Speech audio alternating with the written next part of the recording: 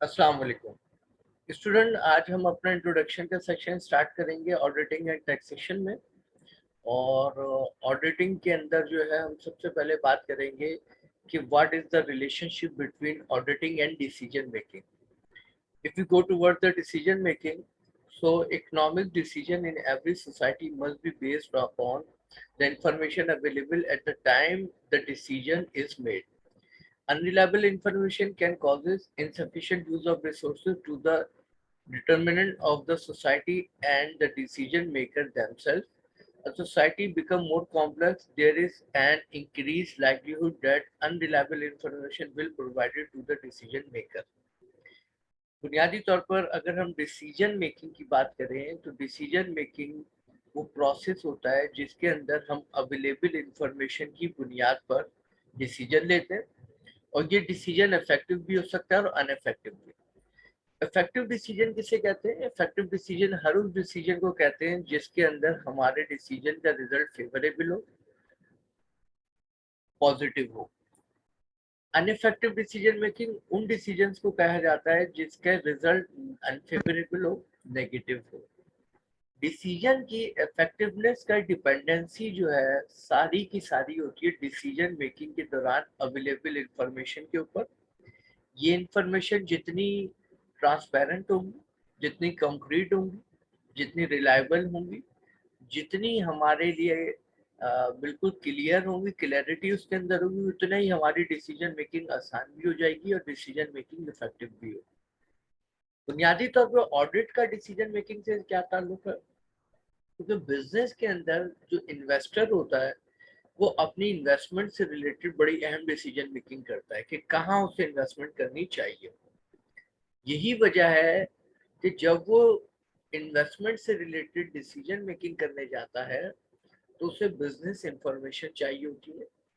और ये इंफॉर्मेशन उसके लिए जितनी ज़्यादा एक्सेप्टेबल होंगी उतनी डिसीजन मेकिंग उसके लिए आसान हो जाएगी। एक्सेप्टेबल मीन्स कि अवेलेबल इंफॉर्मेशन बिल्कुल क्लियर होनी चाहिए, ट्रांसपेरेंट होनी चाहिए, उसके अंदर कोई फेक इंफॉर्मेशन नहीं होनी चाहिए, कंप्लीट होनी चाहिए, ताकि वो अपनी इन्वेस्टमेंट से रिलेटेड सही डिसीजन मेकिंग कर सके। तो जब कोई ऑर्गेनाइजेशन या बिजनेस फर्म अपनी इंफॉर्मेशन विद ऑडिट देती है तो उस इंफॉर्मेशन को मार्केट के अंदर इन्वेस्टर की नज़र में एक्सेप्टेबल समझा जाता है। और जब कोई ऑर्गेनाइजेशन अपनी इंफॉर्मेशन विदाउट ऑडिट देती है तो वो इंफॉर्मेशन मार्केट के अंदर उस पर कोई ट्रस्ट डेवलप नहीं होता, वो अनएक्सेप्टेबल होती है। और यही वजह है कि उस डिसीजन मेकर उस इंफॉर्मेशन को कंसीडर नहीं करता। तो डिसीजन मेकिंग बुनियादी तौर पे आपको बताने का मकसद ये था कि बिजनेस की जो सबसे अहम डिसीजन मेकिंग होती है वो होती है वेयर टू इन्वेस्ट, कि हम कहाँ पर इन्वेस्ट करें। और ये डिसीजन मेकिंग रिलाई करती है इंफॉर्मेशन पे और इंफॉर्मेशन एक्सेप्ट होती है on the basis of audit. आगे हम बढ़ेंगे। अब जरा हमसे देखें, there are the several reason for this remoteness of information, voluminous data and existence of complex exchange transaction। बुनियादी तौर पे जो हमारे रीजन है उसमें बहुत सारी रीजन में जो खास रीजन है वो ये दो है। अगर हम इनकी बात करें, as a means of overcoming the problem of unreliable information, the decision maker must develop a method of assuring him that the information is sufficiently reliable for this decision. In doing this, he must weigh the cost of obtaining more reliable information against the expected benefit. बुनियादी तौर पर जब हम decision making से related information हासिल करने जाते हैं तो ये information some time easily available होती है और सम टाइम ये इंफॉर्मेशन इजीली अवेलेबल नहीं होती। तो ये हमारे लिए एक प्रॉब्लम की शक्ल इख्तियार कर जाती है। बाज़ वक़्त ऐसा होता है कि हमें इंफॉर्मेशन हासिल करने के लिए कॉस्ट बेयर करनी पड़ती है, लेकिन अगर हम इस कॉस्ट को बेनिफिट एनालिसिस करें तो हमारी जो इन्वेस्टमेंट है वो सिक्योर होती है on the basis of available concrete and transparent information. तो अगर कोई कॉस्ट खर्च भी होती है तो वो हमारे लिए कोई नुकसान का सबब नहीं बनती, वो फेवरेबल होती। क्यों? क्योंकि हम उसकी बुनियाद पे अपनी इन्वेस्टमेंट को सिक्योर बनाते हैं। इसका मकसद क्या हुआ कि इंफॉर्मेशन की इम्पोर्टेंस इतनी ज़्यादा है, इंफॉर्मेशन की वैल्यू इतनी ज़्यादा है कि इस इंफॉर्मेशन की बुनियाद पर जब हम अपनी इन्वेस्टमेंट को सिक्योर बना सकते हैं तो हम इसको आसानी से बेयर कर सकते हैं। A common way to obtain such reliable information is to have some type of verification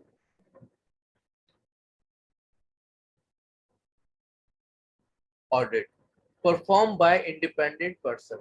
The audited information is then used in the decision making process on the assumption that is reasonably complete, accurate and unbiased.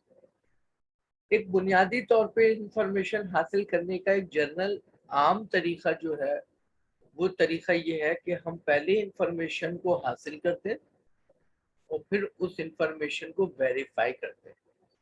अभी हम आगे जाके audit की definition में पढ़ेंगे कि audit के अंदर जो बुनियादी काम होता है वो होता है वेरिफिकेशन।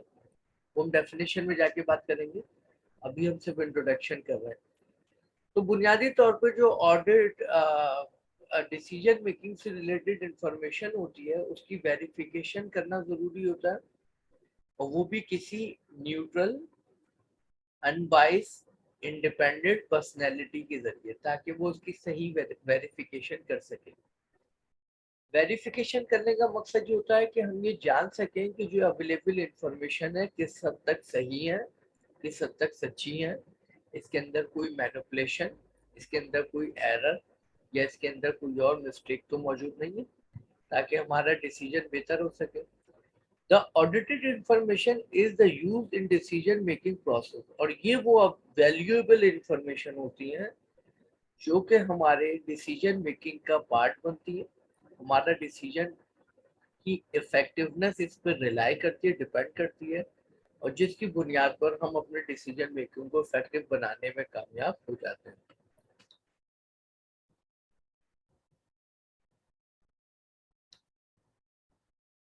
आगे बात करें, the term audit is derive from the Latin terms auditor which means to hear. ये बुनियादी तौर पर जो टर्म ऑडिट जो हमारे पास एक परफेक्ट प्रोनाउंसिएशन और एक वर्ड के सूरत में मौजूद है, ये कहाँ से आई? तो ये इसकी हिस्ट्री मौजूद है, और इसका बुनियादी तौर पे जो अर्ली स्टेज में जो इसकी डेवलपमेंट का पहला नाम जो इसको हम लैटिन टर्म में कहते थे वो था auditor. In old days, whenever suspected a fraud or error, certain people were appointed to hear verbal evidence of transaction in water system। जो अर्ली स्टेज था, इस अर्ली स्टेज के अंदर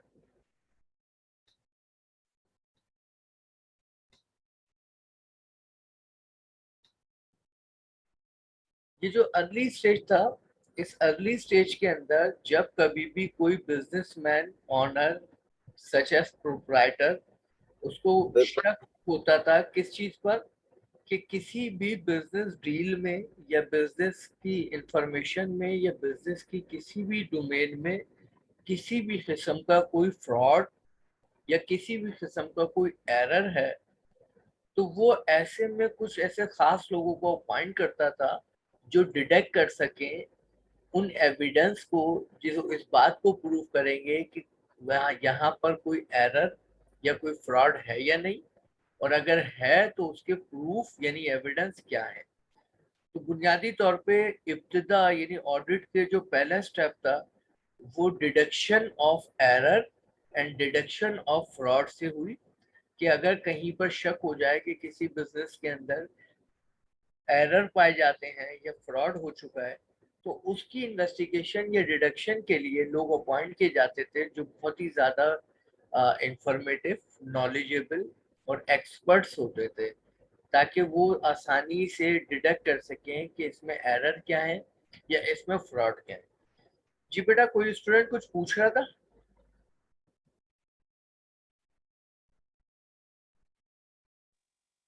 आवाज आ रही है आप लोगों को? जी सर। जी सर।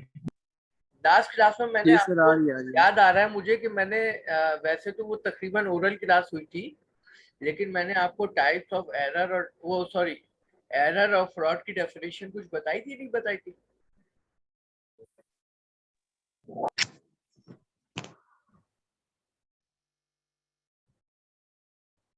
इतना लेट जवाब दोगे तो भाई क्लास का टाइम निकल सर जाएगा। नहीं याद, सर नहीं याद। जी सर, आप नहीं नहीं नहीं बताया था।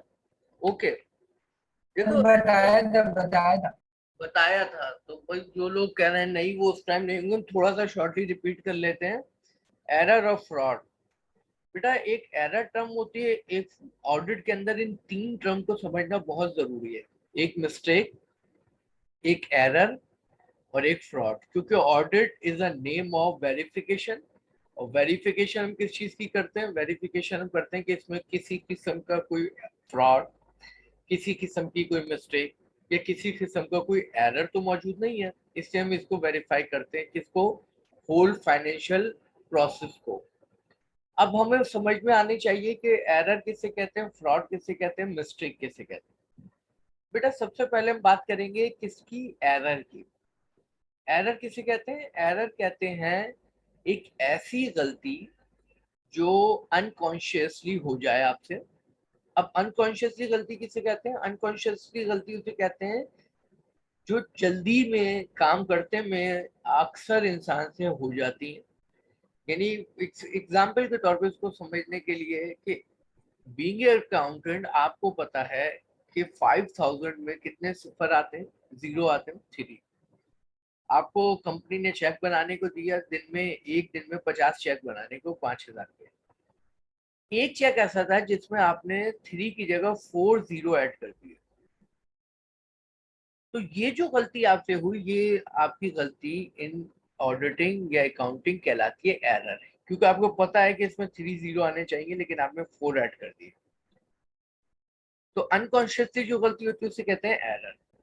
लेकिन एक ऐसा शख्स को कंपनी ने चेक बनाने को दे दिया जिसको पता ही नहीं कि 1000 में कितने जीरो होते हैं, लाख में कितने होते हैं और 100 में कितने होते हैं। और अगर वो ये गलती करता है जिसका कॉन्सेप्ट क्लियर नहीं है, तो अब ये गलती एरर नहीं कहलाएगी, ये क्या कहलाएगी? मिस्टेक। मिस्टेक की डेफिनेशन क्या है? कि हर वो गलती जो हम कॉन्शियसली कर दें due to lack of clarity of concept. यानी हमारे कंसेप्ट क्लियर नहीं है और हमने ये गलती कर दी, तो ये हमारी गलती कौन सी गलती कहलाती है? ये कहलाती है मिस्टेक। उर्दू में दोनों को मिस्टेक कहते हैं, गलती कहते हैं। इंग्लिश में एक को कहते हैं एरर और एक को कहते हैं मिस्टेक। तो एरर मिस्टेक क्लियर हुई। और फ्रॉड कहते हैं किसको? फ्रॉड कहते हैं कि जब भी कोई प्री प्लान किसी भी नेगेटिव एक्टिविटी को प्लान करके एग्जीक्यूट करे किसी पर्सनल बेनिफिट के लिए, उसको कहते हैं फ्रॉड। तो ऑडिट के अंदर बुनियादी तौर पे हम वेरीफाई करते हैं कि इसमें ना कोई एरर होना चाहिए, ना कोई मिस्टेक होनी चाहिए, ना इसमें कोई फ्रॉड होना चाहिए। आई होप क्लियर हुआ होगा।